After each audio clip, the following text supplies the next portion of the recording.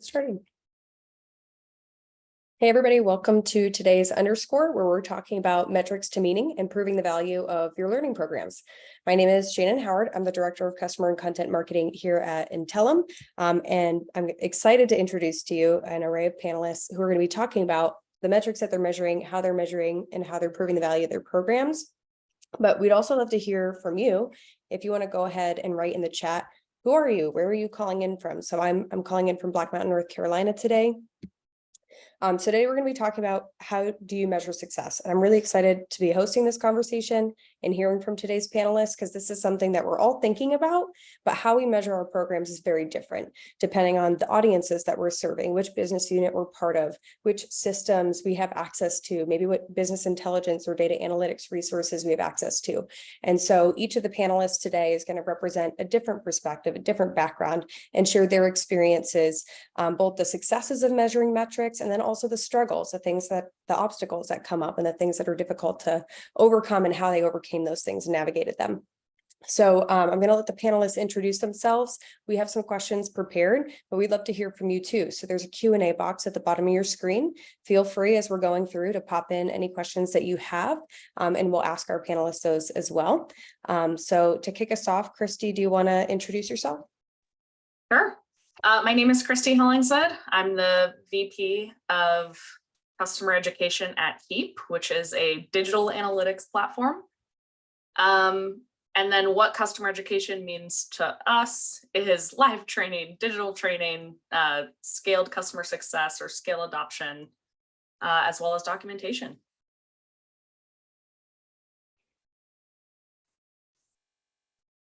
I muted myself and then my host bar moved. Okay. Joe, do you want to introduce yourself? Yeah, sure. Thank you, Shannon. So my name is Joe Ryan. I am the manager of our training program at Maltego Technologies. And customer education for us is making sure that our users know everything that they need to know at every step throughout their customer journey, starting from marketing through sales, all the way across to renewal, since we're a SaaS company. And that takes a lot. Awesome. And Arthur? Yeah, hi, everybody. It's great to be with you. I'm calling in today from Montreal, Canada, but normally I'm based in Austin, Texas. I saw somebody that's live from Austin, so howdy. I've worked in the software customer education space for, I don't know, since Bill Clinton was president. How about that? And so I've touched about every thing, every item, done everything in the space, from running to a P&L to teaching classes, creating classes, e-learnings, you name it. I've sort of done it over the years, tech stack, whatever. Most recently, though, I've been particularly focused on two things. One is sort of LMSs. I had the interesting experience of standing up two different LMSs and pretty back to back at the same company. But then a little more aligned with what we're speaking today. I stood up and ran a professional certification program at a cybersecurity company called SailPoint Technologies. And so I think that's the kind of angle I'm most familiar with. And most recently, that would be sort of past 7 years or so of effort around there overall. So be looking to kind of provide that angle, so to speak. But generally speaking, though, again, I've got a lot of different experiences to bring in terms of just the software space and training. So it'll be interesting to see how we can all get the value piece of that tied in, because that's often very fraught. So. Awesome. Thank you all for introducing yourselves. And for those jumping on, feel free to also introduce yourself in the chat. Just make sure you're messaging everyone so everybody can see your introduction. But before we dig into the metrics that you're currently measuring and reporting on for each of our panelists today, I'm curious, how do you determine what metrics to measure, right? Because there are so many that you can measure depending on what types of education you're offering, what you have access to. So Christy, maybe if you could start us off and we'll go around the horn, just talking a little bit about how you determine, and I'm going to go ahead and stop sharing my screen so everybody can see you. There you go. And just how do you determine what metrics you're going to measure? Sure. I think the first thing that this is usually tied to is just the maturity or the age of your program. If you've just launched something, you're going to start with a lot of the engagement metrics. Just how did somebody, like how many people are showing up here, right? If you think of it kind of like a marketing funnel, that first step is just driving traffic to your programs, to your content. And that evolves, I think, again, as your program matures. But then the second thing, like I like to tell people, I'm lucky I work for an analytics company, so I have access to a ton of data and a ton of resources, but sometimes you don't, and that's okay. And it's hard for us to get that. So a lot of it is just, what do you have access to? And that can determine where you start. So maybe you have a more mature program, but you haven't really been measuring a lot. It's where can you start? What can you get access to? And I really think it's just doing the best that you can, trying to mature the metrics that you look at over time. That totally makes sense. And I used Heap at a former company. So that was helpful to be able to measure the product analytics, product data alongside education programs. Joe, I know that you just recently kind of stood up what metrics you're measuring. How did you figure out which metrics you want to be measuring? Yeah, so I'll answer this question a little differently than Christy. I maybe even have to go a step farther back. So as someone who's relatively new to customer education myself, one of the early mistakes I made, I would say, is that when I got to my company, I kind of made this assumption that what our team was trying to accomplish had been a strategic decision that was already made before I got there. And so, for instance, when I got there, our training team was kind of born out of professional services. So it was sort of seen as like a revenue generation area. And so when I took the role on, I kind of had this assumption of like our metrics need to be around how much revenue are we generating as a training team. And then I'm embarrassed to admit, maybe more than a year later, after coming into the role, having a conversation with leadership in the company and saying, okay, what is our purpose here? And realizing that the purpose of our training and customer education was far more related to promoting retention and upsells for our platform. And that completely changed what we're trying to measure. And it's to go into this conversation. I mean, the reason that I had to ask that question in the first place was because we finally got to a point where we were asking for metrics. I was being asked for metrics from my leadership saying, like, can you show me how your program is being effective? And I've got dozens, right? I've got like dozens and dozens of things that I could show you, but I don't know what success means to you right now. Like, I think I have an idea, but I didn't know. And so that's the approach that I would say before even thinking about like, what are those dozens of options that you can go out and find. It's making sure that you have the alignment with your leadership and asking them, what is it that you think determines the success of our program? And then only once you know that, can you actually sit down and say, okay, what metrics represent that? So that was the first step for me. I love Yeah, I love what Joe is saying. That is so spot on. You kind of have you have the metrics that you maybe from an internal training geeky point of view really care deeply about. And then there are the metrics that are thrust upon you for better or for worse, or you need to figure out what those ought to be, right? Because that's so critical. And I've certainly seen situations where, I want to come back to that P&L aspect as well. I think that's what people kind of almost always ask, kind of first question about, you say you're doing training or in a training situation. If they're business minded, they're interested in knowing, are you a cost center? Are you a break even? Are you a profit making P&L where you're expected to bring a certain amount of revenue or a certain amount of margin? And that aspect drives so much, right? Like Joe was saying, if you switch from a P&L view to a customer adoption point of view, but even also just, again, the finance people, the ones that write the checks, right? For them to be able to continue writing the checks, they're still going to want to see what's going on financially, right? So even though you're doing the adoption, what does that mean in terms of, is this function over here carrying its weight financially? So you get into, and to me, it's funny, I thought, started out thinking about things as a cost center, then realizing that you really would much rather be a P&L, rather thought of as a P&L that way, in terms of being able to get more, you can kind of pay your way, right? Kind of, I'm paying my way along, so let me hire more people, let me get more stuff, because I'm paying my way as a P&L. But then once you get that more, I'd say customer success perspective that Joe was sharing, then the P&L is like, maybe that's not so important, but then you still want to be paying your way. Do you go back to being a cost center where now they're going to kind of nickel and dime you for everything you want to try and do? I almost feel like the break even is kind of the sweet spot. They're just don't be losing money on us. Like just kind of, be neutral. And so the pressure's off to make margin, the pressure's off to drive top line. But you need that revenue coming in to kind of, frankly, fund the things you want to do that are going to drive, better customer success. So a little bit of a rant there, I guess, but I just love what the journey Joe's been on, and I think more and more companies are landing, I think, where Joe's relating these days. They're figuring out that, you're not going to move the stock price of your software company by making more margin and more revenue on the training function, right? There's way more leverage there by focusing on adoption and retention, right? Way more bang for the buck. Awesome. So Joe, you mentioned that you're looking at what does the business care about and starting with the success metrics for the business first. And so that's something we talk about a lot. So Christy was mentioning in the early stages, you're maybe tracking engagement metrics.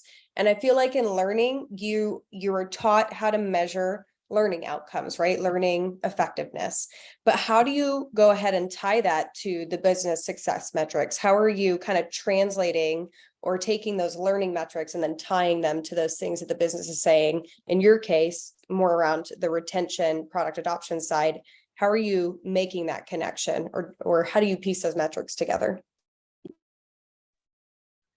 Yeah, so for us, and I think maybe Christy can speak a little bit more, because I think that her training program might be a little bit further along than ours is, but I do know I can say that for us, most of what we've done up until very recently has focused a lot on our live training.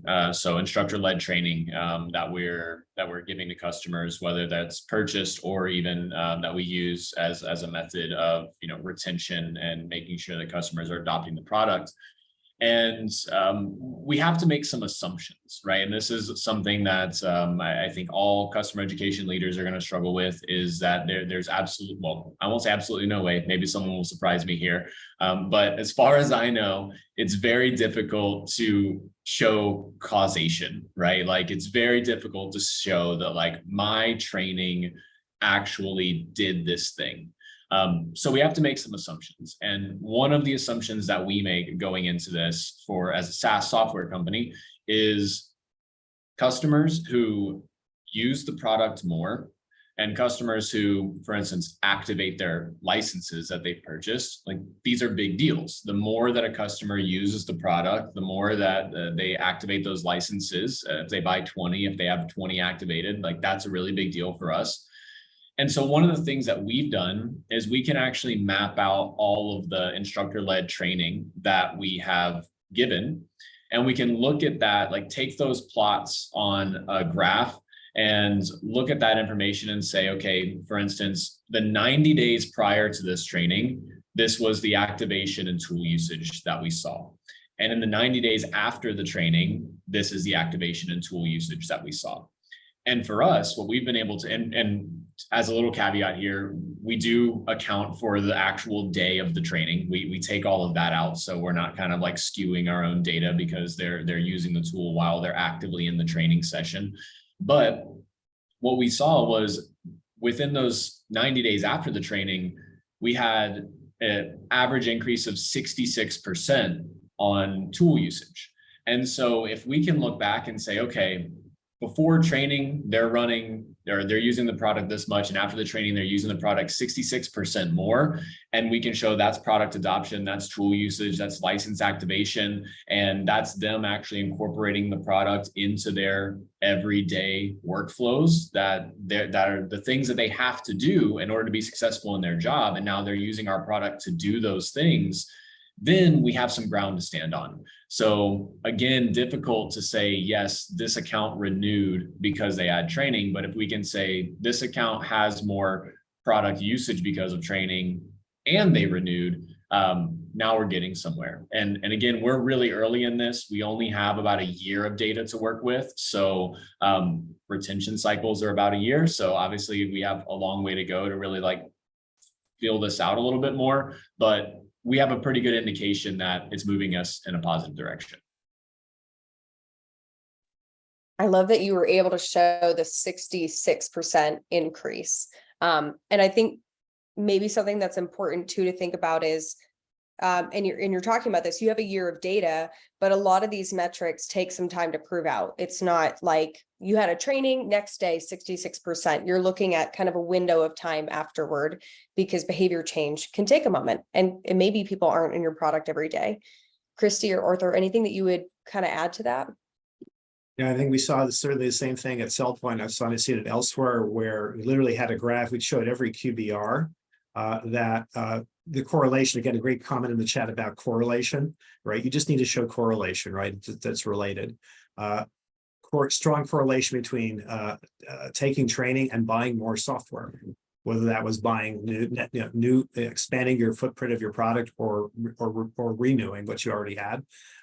It's absolutely strong, and it showed it every single quarter. Just sort of hammered that message home. I think it was really important, and it's kind of, it makes sense. I think people on a common sense level, people understand. You didn't get a ton of people saying, "What are you talking about? That makes no sense." If you think about it for a minute, right? That's what ought to be happening, right? And so that was very powerful in terms of just reminding people of the value proposition of education.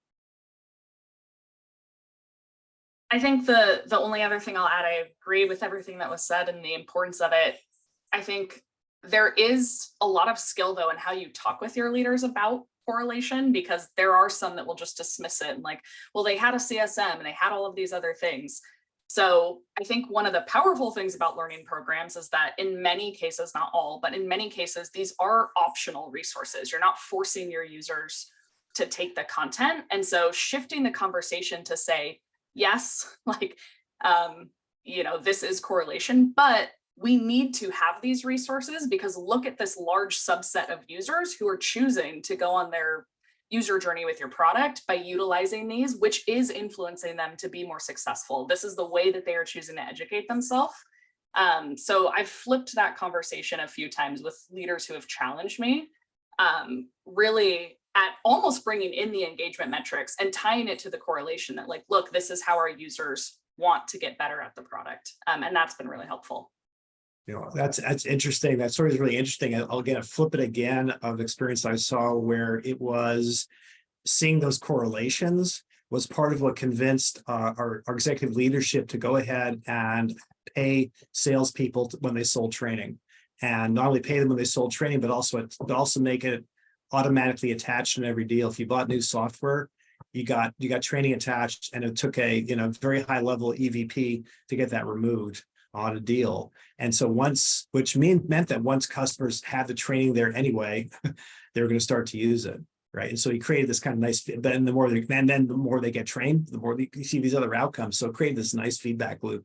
But that starting point of, come on, like, why wouldn't we go ahead and start making sure that every customer gets trained, right? And not just hope that they happen to get trained. So it was interesting watching that journey evolve. And it was far from an overnight set of decisions. It took quite a bit of time to get there.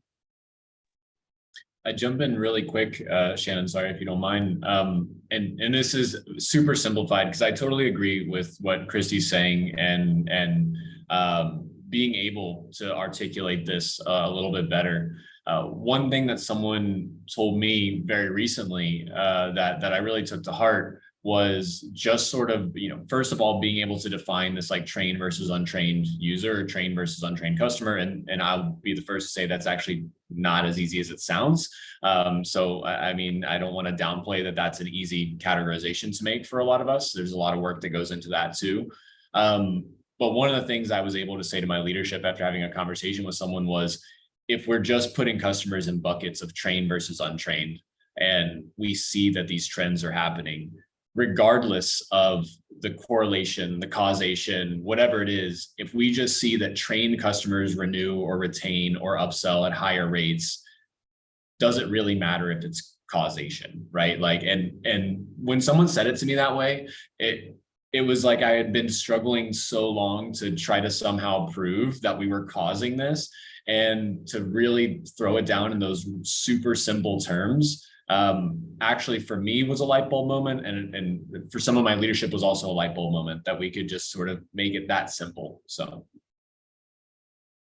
Well, and I think you look at cohorts like that or segments like that in other facets, right? So you might look at which segments of our customer base are more likely to retain, what's the common denominator, whether it's industry or size of company, contract size, so that you can better identify who it is that is really your ideal customer. So why would we not also look at what's the common denominator in terms of what we're offering?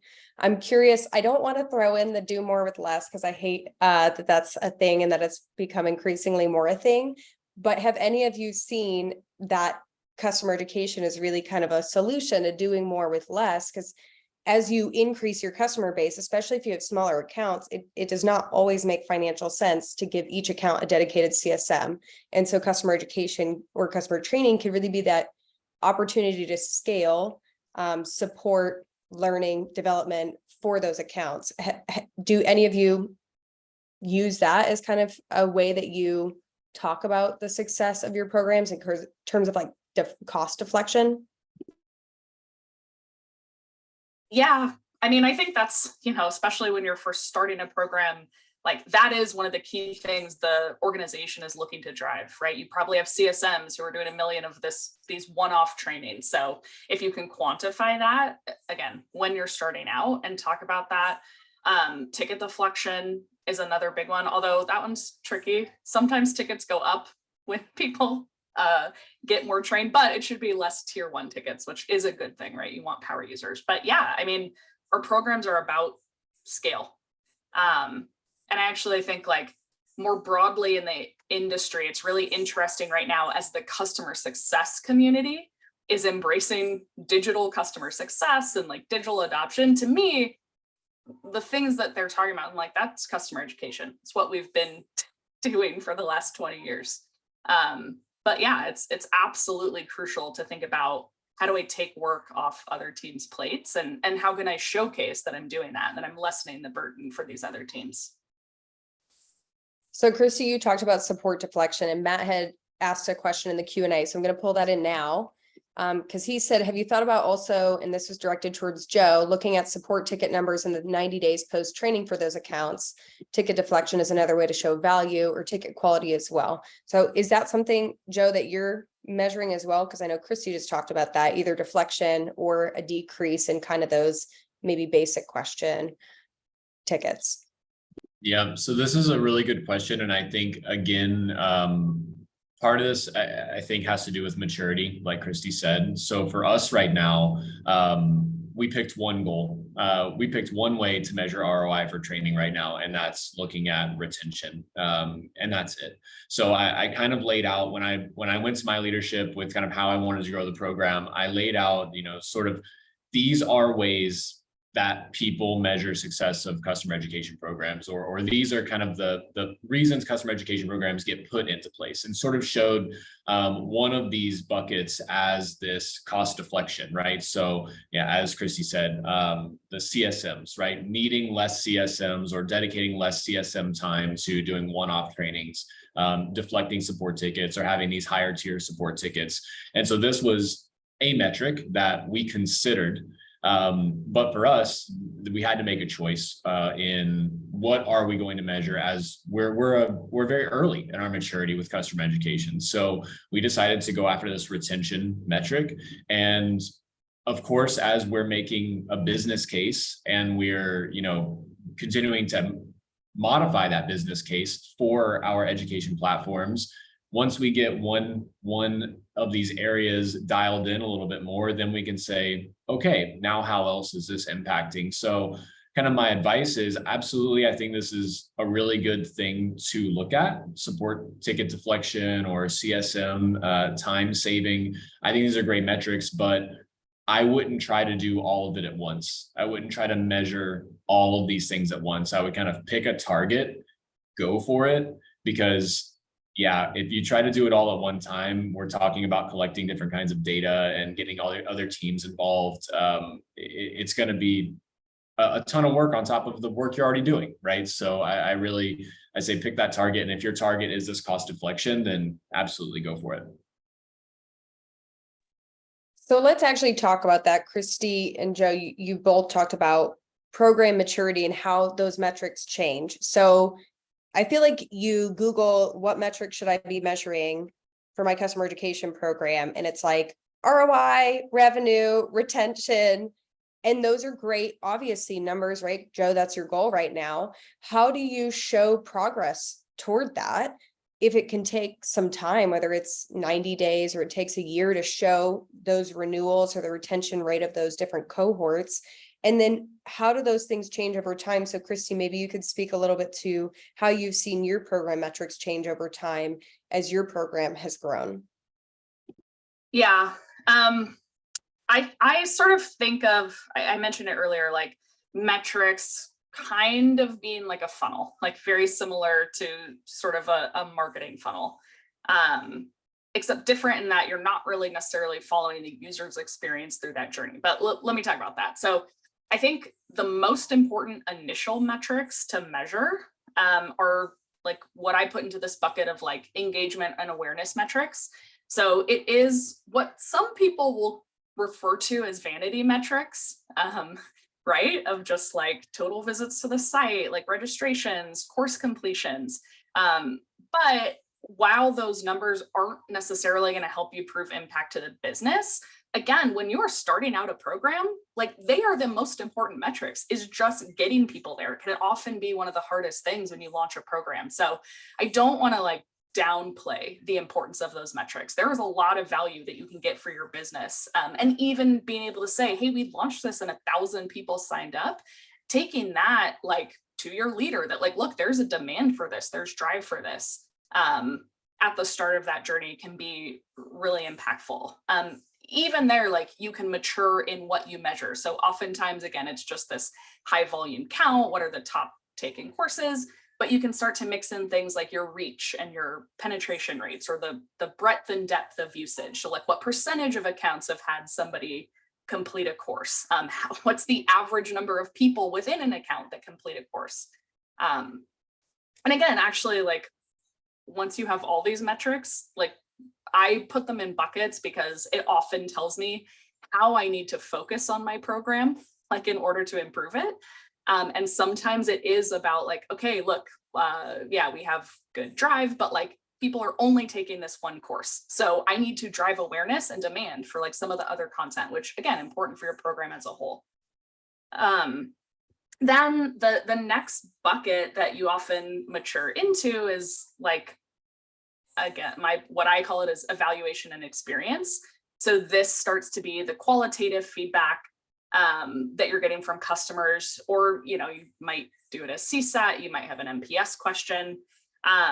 Really, it's just like, did learners enjoy the experience? Was it a positive experience? So if you have these surveys, are they giving you good feedback? And again, I think when you think about longevity of your program, most of us don't want someone to just take one piece of content and then never come back.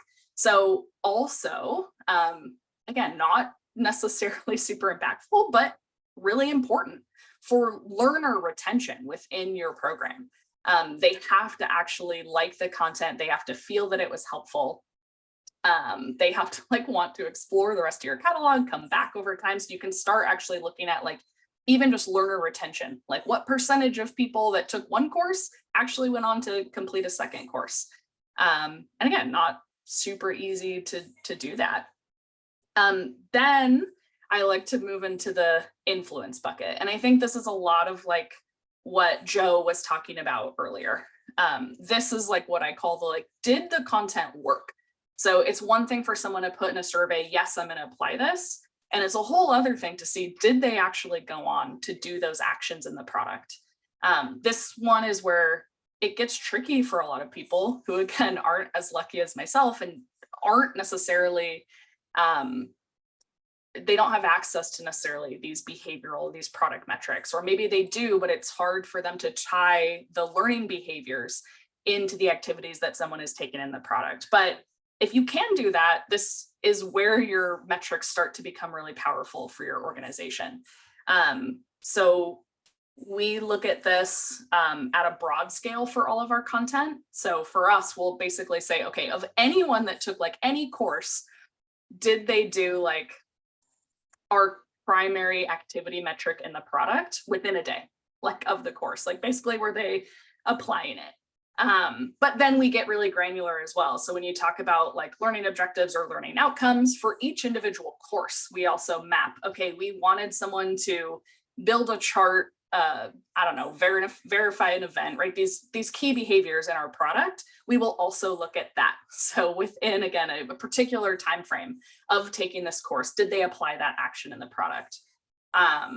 And then again, you can get really mature there. We will look at just individual conversion, but then we also get really granular and we look at like, what is the lifespan of that? Because again, it's one thing for them to do it when in our try it out portion or our follow along portion, but what we're trying to drive is the long-term behavior change. So we want to see that post-course, they continue doing that action. And then there is, I think, sort of the final holy grail, which is impact. And I think like actually Joe touched on some of it, which is really impressive for a newer program, especially if you don't have the resources. But I think there can be ways where, again, you can't fully prove causation, but you can get a lot closer to having confidence in that. And one of the really big things is cohorting and is time, like Joe mentioned. So one of the things that I'll add on to what Joe was adding earlier that has been really, really helpful is like not looking at trained versus untrained users. But one of the things that we do is we look at only people who became power users. So like the most successful people in our program. And then we will look at those to see trained versus untrained. And because these are people that are already motivated, so you kind of lose the like, non-motivated argument. When you compare trained and untrained, like you start to see a lot of really, really interesting patterns where it's like, yeah, like when they took training, they became a power user 6 times faster than the people who utilized other resources or who just sort of struggled on their own or were only like talking with CSMs. So that can be really helpful to like start again evaluating your program. I think one of the other things Joe mentioned, and I just want to actually talk about again, is like there's a trillion things that you could measure. I could list out 500 metrics, but I think being really focused on like what does your boss care about, what does the business care about as the most important thing, and driving to that like is really, really important because you can get overwhelmed and you can drown in data as well. So figuring out, is it the adoption / retention that comes with that? There's a lot of programs that actually influence conversion quite a bit. If you have a long POC or a more complicated product, which we do, we see a ton of our prospects actually taking training and they convert at a greater rate. Now that's, again, more correlation. They're more invested, but I don't know, I'll stop there. So we had starting with engagement metrics, moving up to evaluation, influence, impact. And it's okay to kind of have that journey and to start here. And I would even encourage people, definitely do start there, like share the early impact of your program. And you mentioned qualitative data. So I'm going to jump ahead in our question pool here and just talk about, like we're talking about some of these hard numbers, but how do you also marry that with the qualitative feedback that's coming in from people? Because I think, I don't know, stories speak to us, right? And hearing the stories of people's training experiences and how valuable it was to them, how it changed things for them. I think sometimes that speaks to our leadership and our teams as well. So how have you included that qualitative data in your delivery of those metrics? And Arthur, do you want to kick us off here? Yeah, sure. So we had the advantage in one of our LMSs where when students submitted survey, the typical survey question after a training, whether it was instructor-led or e-learning, there was the option to provide what they call the testimonial. And so if they felt like it, they could actually just write up something about what they thought about the course for good or for ill. And that ended up being a tremendous benefit as far as just validating. We were getting nice, like all smiley faces, all kinds of smiley faces on things. And that was great. But to see people sit down and spend time, it was optional. They didn't have to spend time at all to write down what they thought of the training. And thankfully we had an excellent team. So it was overwhelmingly positive. They really were testimonials. They weren't like, taking you guys down or anything like that. We got to use that obviously for marketing and other purposes. We got permission to, use people's, unattributed, anonymous customer. The latest customer told us said X about our training, right? But that gave you sort of it was helpful, aside from this, the marketing perspective, it was helpful to get that feedback because it was, again, they wrote it down. They didn't have to do that. We didn't, tell them to do it or anything like that. And it just helped validate that we weren't kind of smoking, I don't know, drinking our own Kool-Aid a little much. Like, you could be you can be getting some very nice scores on the, the smiley sheet, maybe it's because they're just trying to be nice and don't want to hurt the instructor's feelings. Like, how real is are we really doing well, or are we just kind of fooling ourselves? So it helped to see that kind of validation that way too. So, and by the way, I haven't seen any LMS that do that. Maybe by now there are some that do that as well, but that was just amazing, easy little feature, but it just had so much nice, qualitative impact for us. I'd love to jump in here. I have one quick kind of story slash speaking to the question, and then actually I'm going to ask the other panelists a question because I'm curious to hear how they want to answer this. But the first thing I'll say is qualitative is, for me, obviously, I look at qualitative as kind of something it's very nail on the head. Quantitative, I often have to try to interpret what the learner meant, right? Like if I get if we have like a low NPS, or we have like a low satisfaction score, or, we're not seeing, for instance, a lot of time spent on the course, or time spent in a certain section of the course, or course completions, it's really up to us to figure out like what the heck all of that means. But qualitative, like when they just tell us something, it's actually really nice. Now, of course, if someone just like speaks really loudly, that doesn't necessarily mean much. But quick story from our side, and this happened very, very recently for us. We had a training for our product that a partner put on, and suffice it to say that the training wasn't cheap.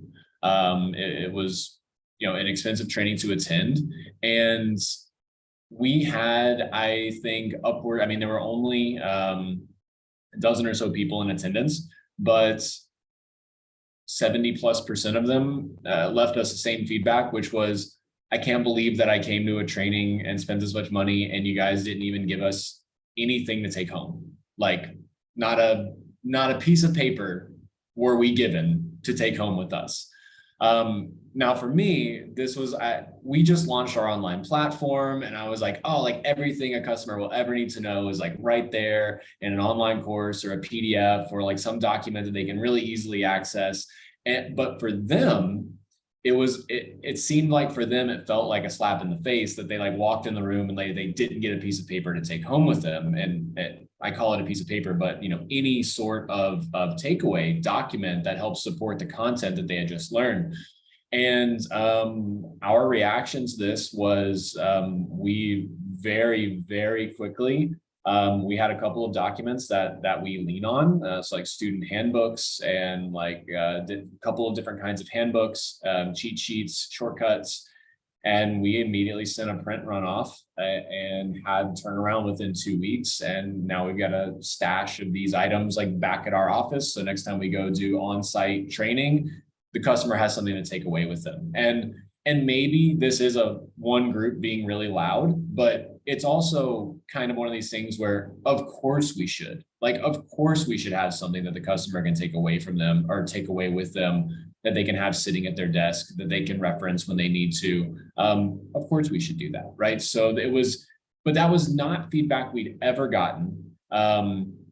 And so then I'll kind of pivot this into the question that I'll put out there. So the first is that, number one, Arthur really spoke to something important here, which is you have to give them an opportunity to give you qualitative feedback if you want to get qualitative feedback, right? If there's nowhere for them to use it, if you just give them this like NPS score, that's all you're ever going to get. So then you don't even have that opportunity. So that's number one. I would say, like, always give them the opportunity. The flip side of that, and this is where the question will come in, is how the heck do you get people to give you feedback? Because I mean, when we're doing live training and I'm on site, I will literally hold the certificates hostage. I will like stand at the front, like at the venue, and I'll say, I've given you a feedback form. When you fill that out and give it to me, I will give you the certificate, and you can get the thing that you came here for. But online, our on-demand platform, I would say even the on-demand platform is okay. It's when we do, for instance, virtual instructor-led training, so remote sessions, and we're sharing feedback links, we're sharing feedback forms. It's so tough to get people to actually give you meaningful feedback in that way.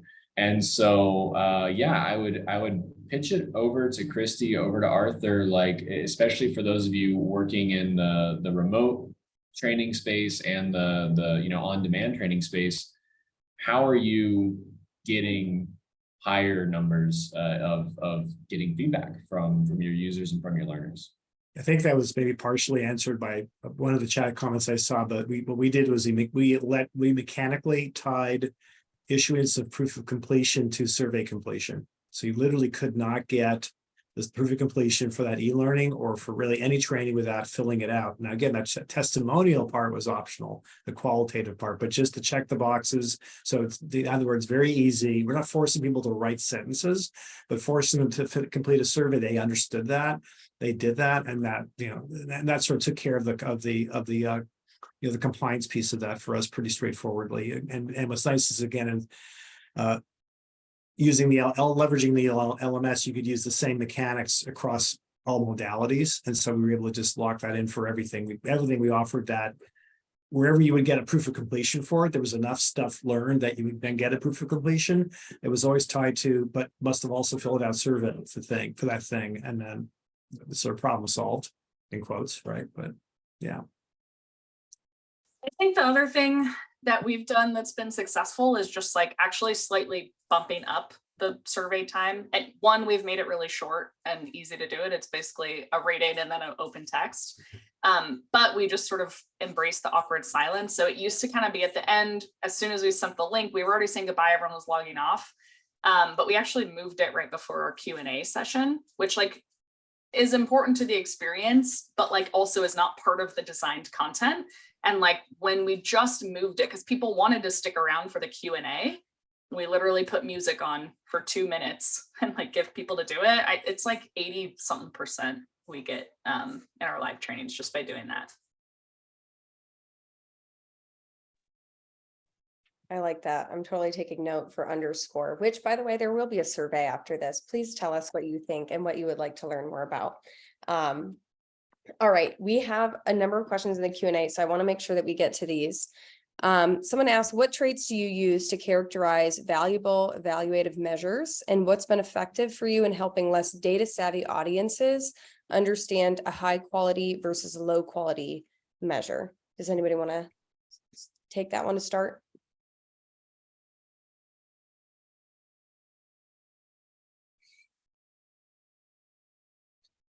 I would just say, like, I think Christy's answer earlier really kind of touched on a lot of this, for me at least, kind of walking through these different levels of metrics that we can look into. And one of the things for me, talking about this less data savvy audience part, one of the things that really helped me here was figuring out which data do I currently already have access to that's really easy to get my hands on, that like someone on my team can analyze and interpret, or it's really easy for someone in like business intelligence to throw something my way. And that's where I start, right? And I know that that's maybe not the best answer, but you have to start somewhere.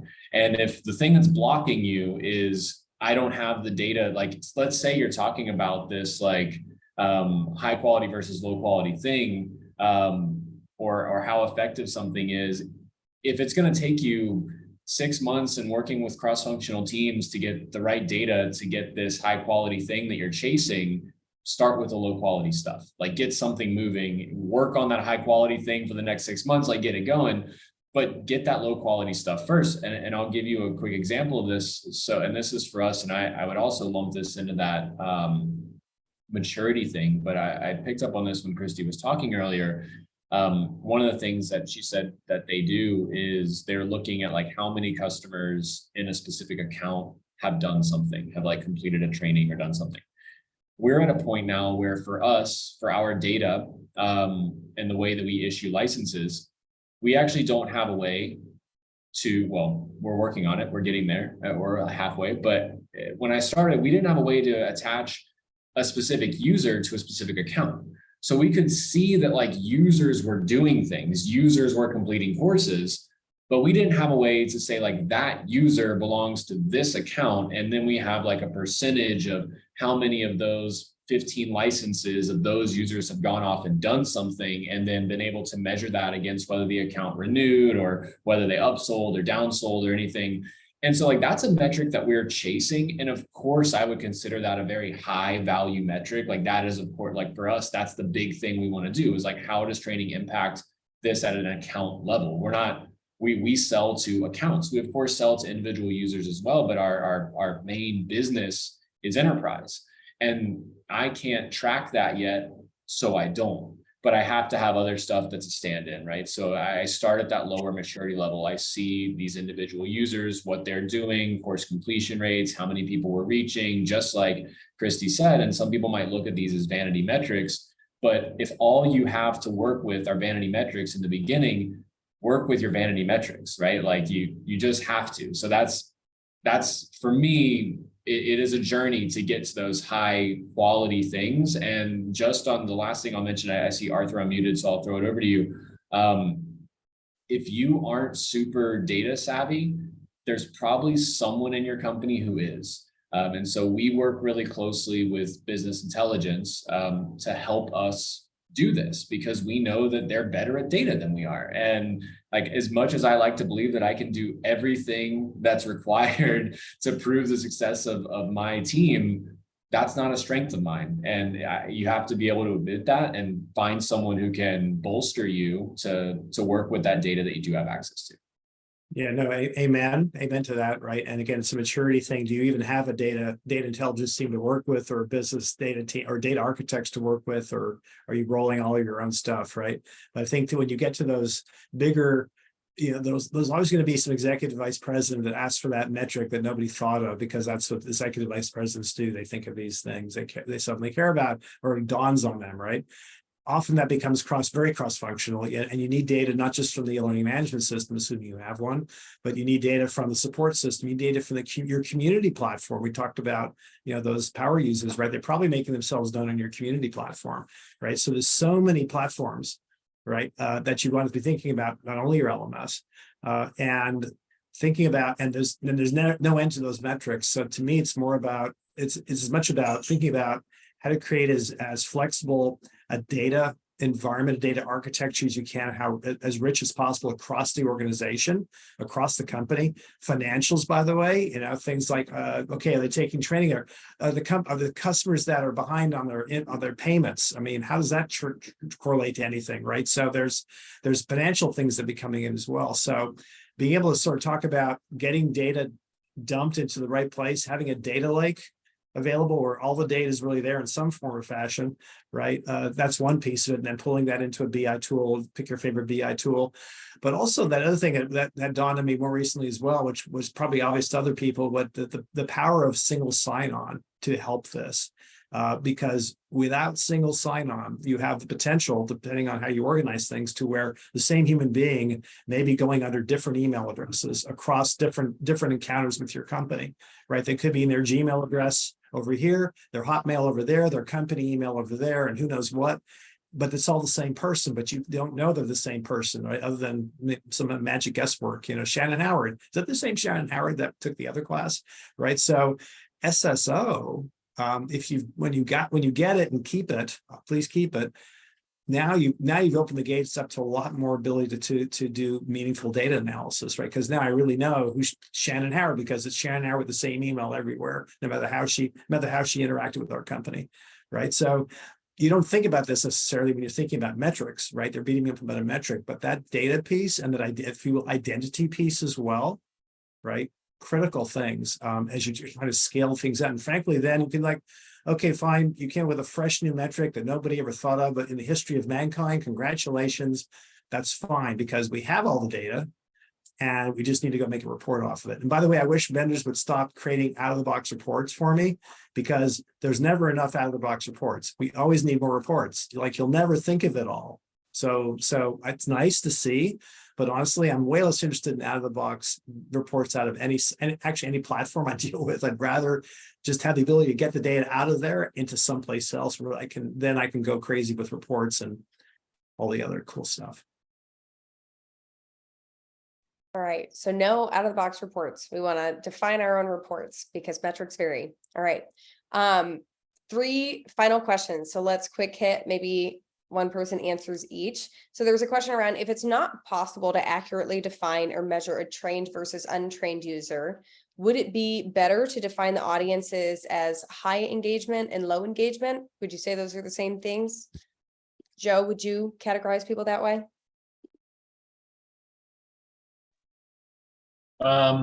This is a tough one.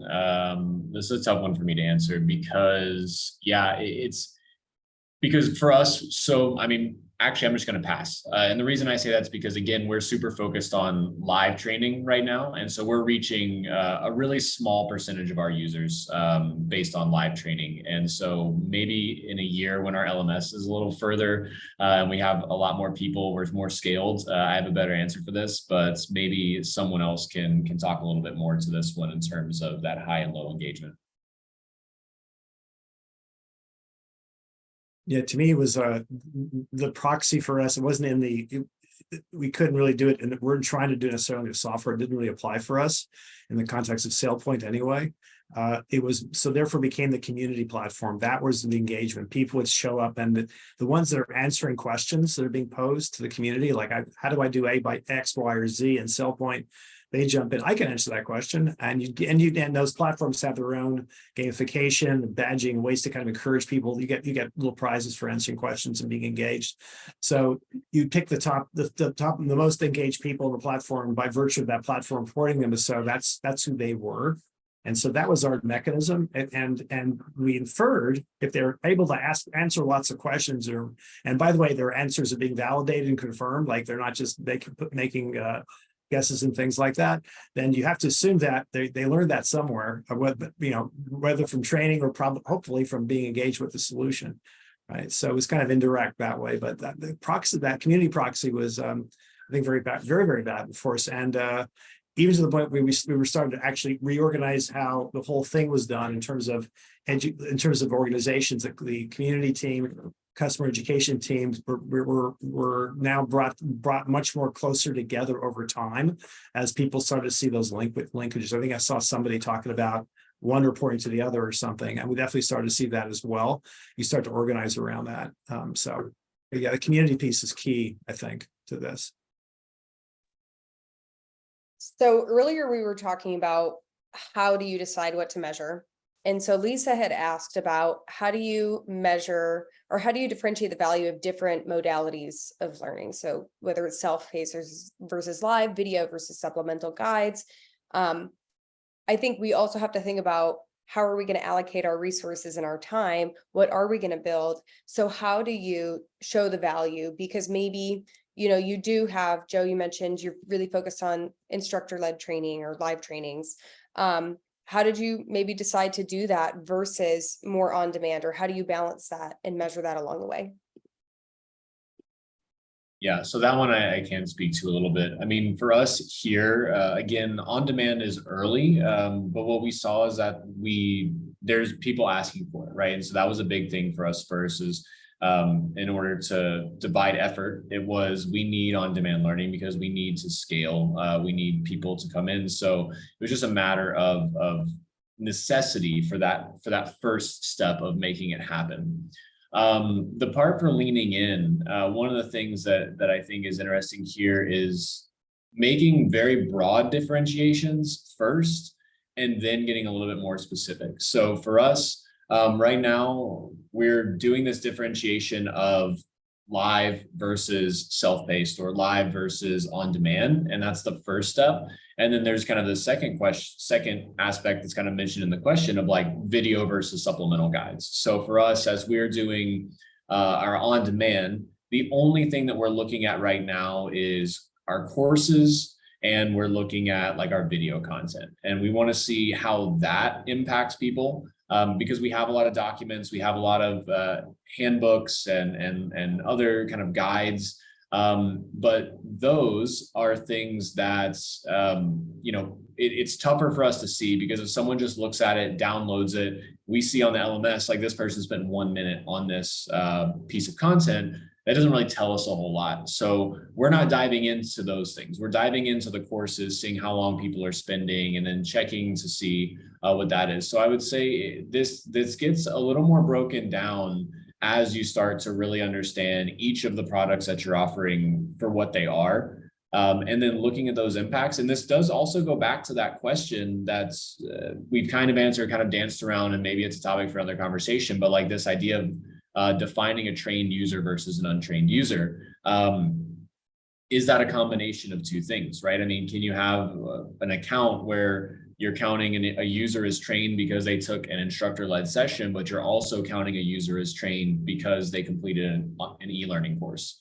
And I think that you have to kind of make that distinction in how you define trained versus untrained. And then once you start measuring the impact of those, then you can start to decide where you want to put your efforts.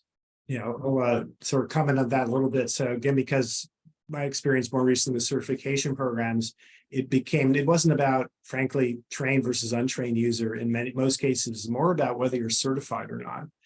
Because what you add, the certification program adds is a rigorous, hopefully rigorous assessment of, did they learn what you tried to teach them, or have they built enough skills and knowledge to do the job that you want them to do.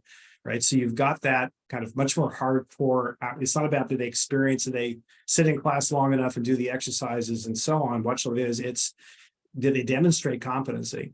Right. And so taking that forward, what are certified people able to do? Or more importantly, where uncertified people are involved, and I'm thinking more about partners than customers, but when uncertified people are doing something, are the outcomes worse versus when certified people do them, right? But having that formal assessment, to me, is a key to opening up that whole thing, because I think that's a real conversation. I think at the end of the day, we're about transmitting competencies to people, not experiences.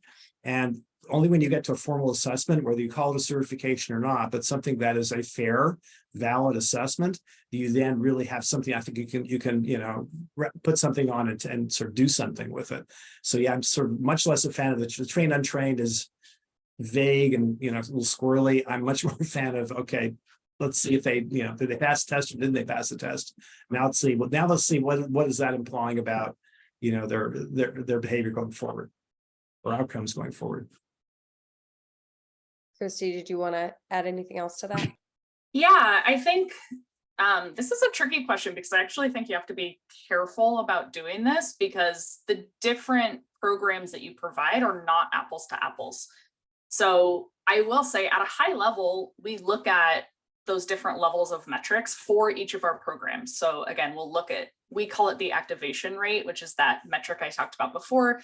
You do a thing, whether it's complete a course, post a community, view a doc, and then did you do our key activity in our program? We look at that across all of our systems, but again, it's hard to say, oh, well, this program has an 80% success rate and this program only has 60%, and say, well, then we should put more effort into that, because I think the reality is, like, people are using those different platforms for very different types of scenarios in their user journey.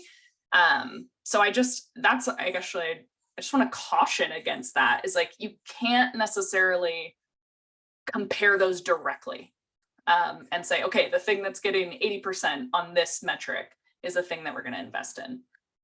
You really have to, I think, go back to thinking about, what is my learners need at this moment in time? When would they be accessing my community versus opening one of our emails versus taking a course versus viewing the docs?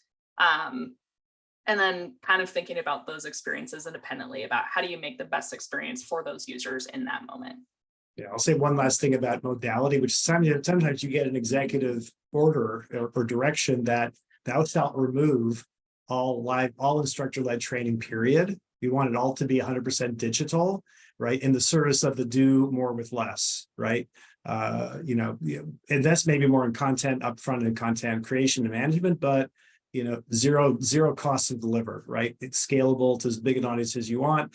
And I've really seen, and I think that brief is getting more and more popular. So it's almost more of a, it doesn't matter what you thought of the modality. You're getting these marching orders, and that's what they care about.